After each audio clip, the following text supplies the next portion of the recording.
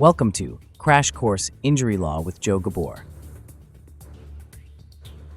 Welcome back to Crash Course Injury Law with Joe Ghabour. Joe is a personal injury attorney licensed in New Jersey, New York, and Florida who helps accident victims and their families navigate medical bills, insurance claims, and lost wages after a crash. My name is Kevin Rosenquist, and today we're going to break down how New Jersey's no-fault system really works. Joe's going to explain who pays, when they pay, and why it matters. Joe, welcome back. Thank you so much. It's good to be back.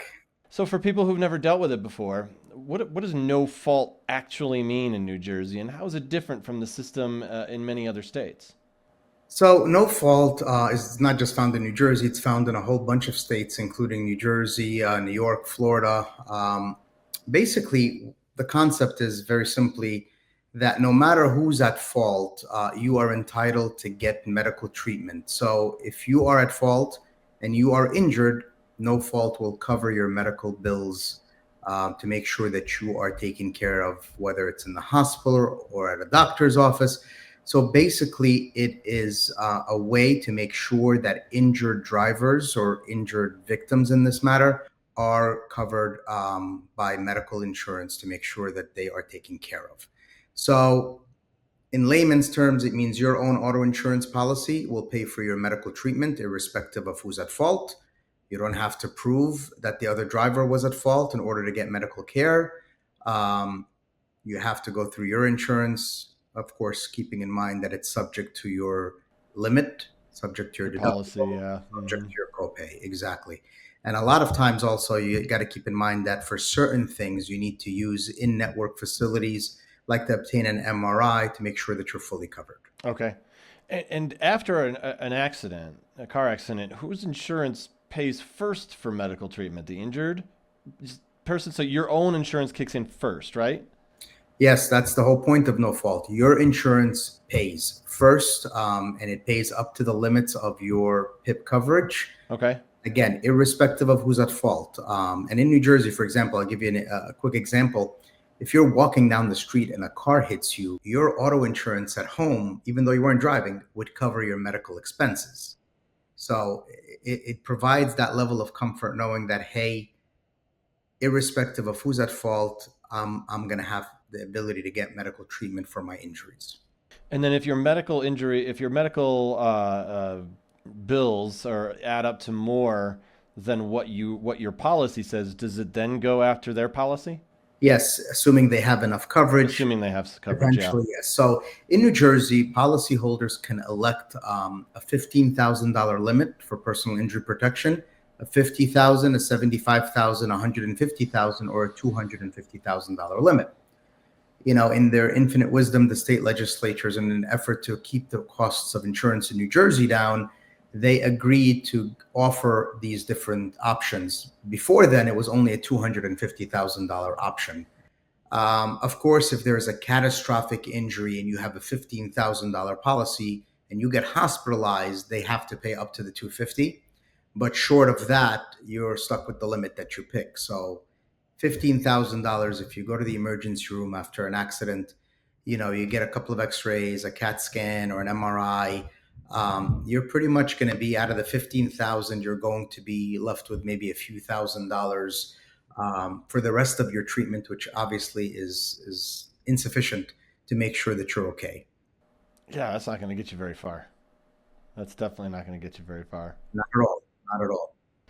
What kind of medical expenses does PIP typically cover? Well, PIP covers pretty much any medical expense, from emergency room visits to urgent care visits to doctor appointments. If you need physical therapy or chiropractic treatment, if you need surgery, if you need an MRI, a CAT scan, an X-ray, any diagnostic test, and also medication. If you need to be on, muscle relaxants or any medication that the doctor prescribes, it will also cover that. Of course, the first thing that needs to be done is you have to file a PIP claim with your own carrier. You have to call your insurance company and say, I was involved in an accident, I'm injured, and I need to have a PIP application sent to me. They'll send you an application, you fill it out, you send it in, and then they will start paying thereafter.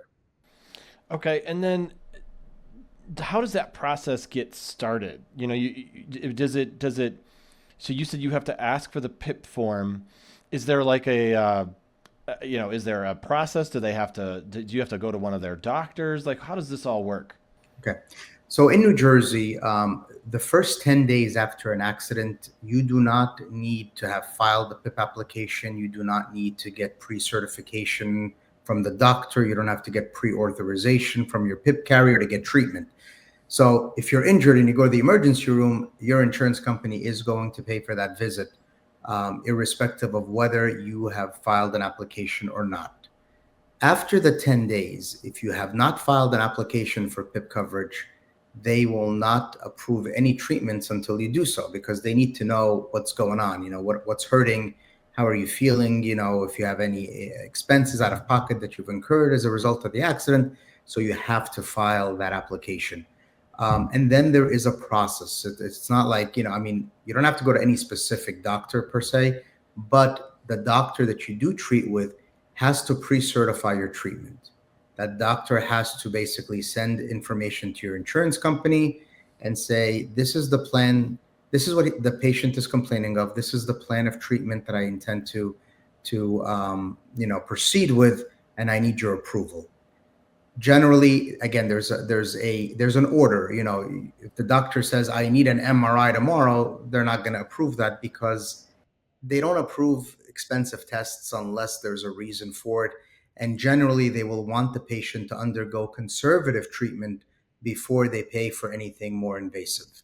So they'll pay for physical therapy, they'll pay for chiropractic treatment. They won't pay for an MRI until you've had conservative treatment for approximately 6 to 8 weeks, sometimes a little more depending upon the frequency. But that's the pecking order for these things. It has to be done that way. In terms of MRIs, once they do approve it, you have to use a facility that is in network with your PIP carrier. If you don't do that, you're going to be subject to a penalty for going outside of that network. And that's, again, for purposes of testing. In terms of the doctors have to get pre-authorization. Failure to do so, the doctor is going to get hit with a 50% penalty of the fee that they're going to get. And in terms of the fees, we say, 15,000 isn't a lot of money, but generally everything is fee scheduled in New Jersey. So there is a code for every procedure, for mostly every procedure, for most every test that gets done.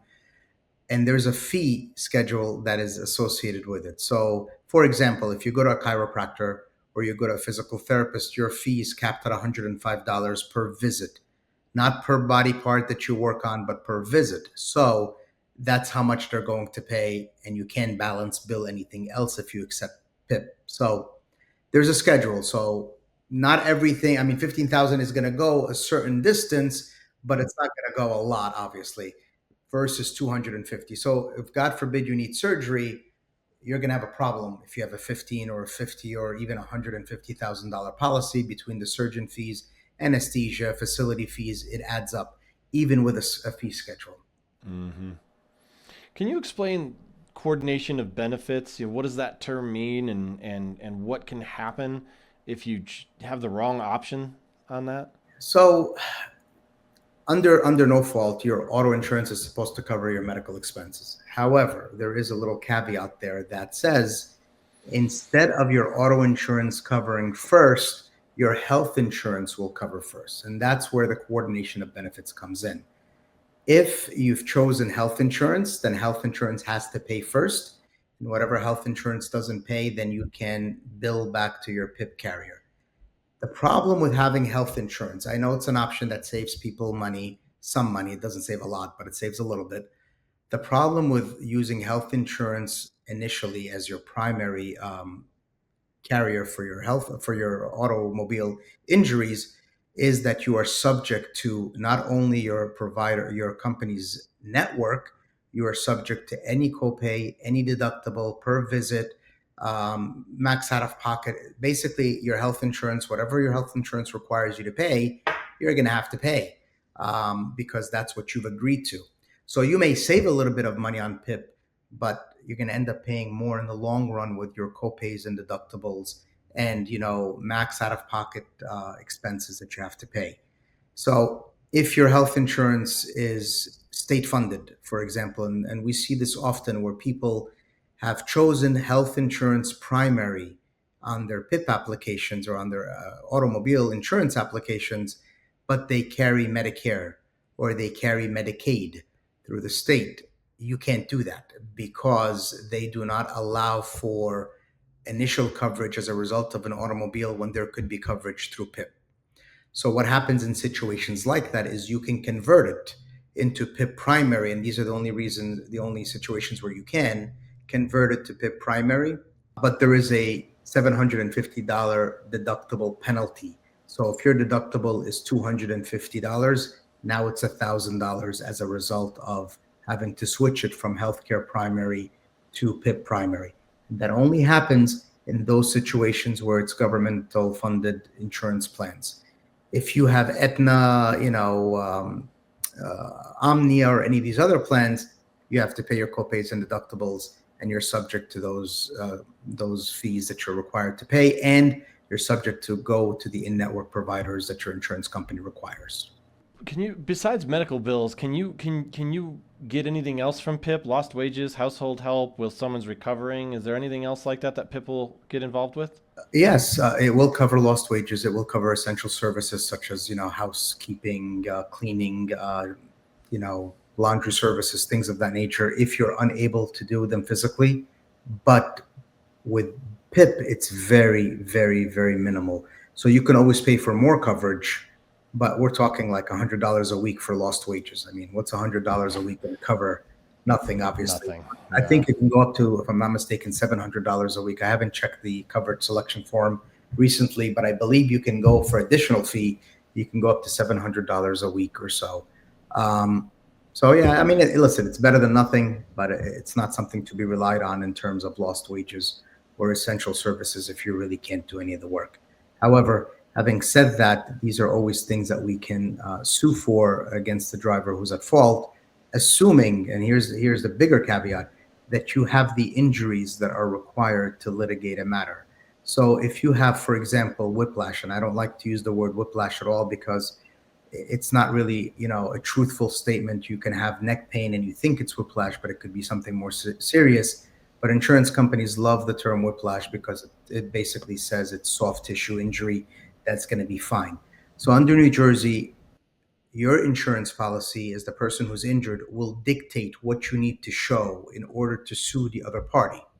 So there's two types of policies in New Jersey. There is what's called a no threshold policy or a zero threshold policy. And then there is the verbal threshold policy or the limited right to sue threshold. The difference between those two is the zero threshold policy basically allows you to sue for pain and suffering even if you have not sustained a permanent injury. The limited right to sue or the verbal threshold requires you to have sustained an injury as defined by statute, such as significant scarring, dismemberment, loss of a fetus, basically of course, death, very serious injuries, or you must have sustained an injury that no matter how much treatment you get will never go back to normal function again. So it's a pretty high standard that you need to meet in order for you to litigate against the defendant. And that's dictated by your own policy. So if you're able to meet that threshold, you can definitely tag on any lost wages, any out-of-pocket expenses, whether it's for transportation to go see the doctor, whether it's to get to have the house outfitted with a ramp if you're God forbid in a wheelchair and you need to use a ramp. So all that can be tacked on.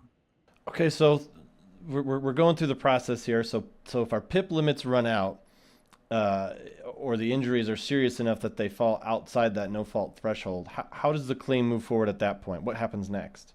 Well, generally in New Jersey, you have 2 years from the date of the accident to file a lawsuit in court.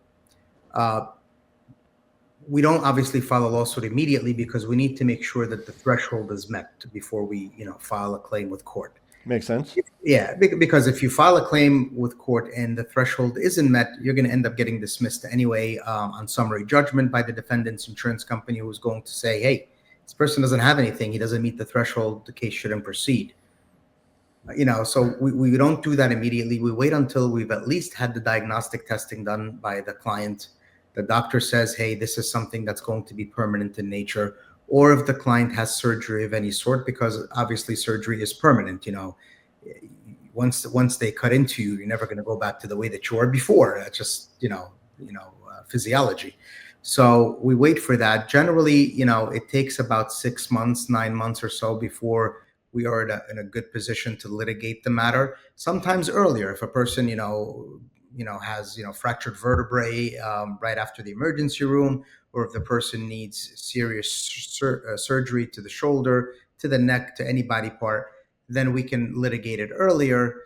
And once we file the complaint in court, we go through the discovery process. And that takes, generally in New Jersey, anywhere between 1.5 to 3 years to litigate to completion, depending upon a whole bunch of things. It doesn't mean we can't settle the case before it gets to trial or before it gets before a jury. More often than not, cases do settle. Mm-hmm. They don't settle, obviously, if the insurance company is lowballing what the value of the case is. And a lot of times, they'll call the client, right after the accident. And that's why I always tell my clients, do not ever speak with the defendant's insurance company. Right. Because they have a habit of calling and say, hey, listen, we'll give you $500 and because we feel you're injured, so we'll give you $500 to help you with your medical expenses. But in exchange for that, you have to sign off on a release. Once you do that, it's over. You can never go out again. Mm-hmm. Yeah, that's... Boy, and especially if they start offering $1,000, $1,500, $2,000, like this, for a lot of people, that's like, okay, that's money, that'll help me. And it's not good to just take that offer. Yeah, and I'll be honest with you, if they're offering you $1,500, the case is probably worth a lot more than that. They don't offer $1,500. Generally, their nuisance value is like $250, $500.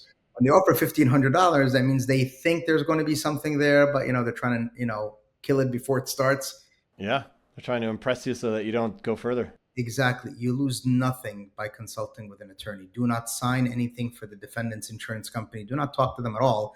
But if you do talk to them and they send you something, do not sign anything without having a lawyer look at it first. It's for your own protection and it doesn't cost you anything. So why not do it? And the other thing is, if they do send you a check without a release, don't cash the check. Because once you cash the check, it's, basically you saying, I've agreed to the settlement. Oh, okay. That's a good tidbit there as well. All right. Well, that wraps up today's episode of Crash Course Injury Law with Joe Ghabour. To learn more about understanding your PIP coverage and protecting your rights after an accident, visit ghabourlaw.com. You'll find plain English resources on medical bills, insurance benefits, as well as what to do next. Thanks for listening. Don't forget to leave us a review. Subscribe to the channel. We very much appreciate it. Joe, always great chatting with you. Thanks so much. Likewise. Thank you so much. Good to see you. Thanks for watching. Be sure to hit that like and subscribe button and leave us a review in the comments.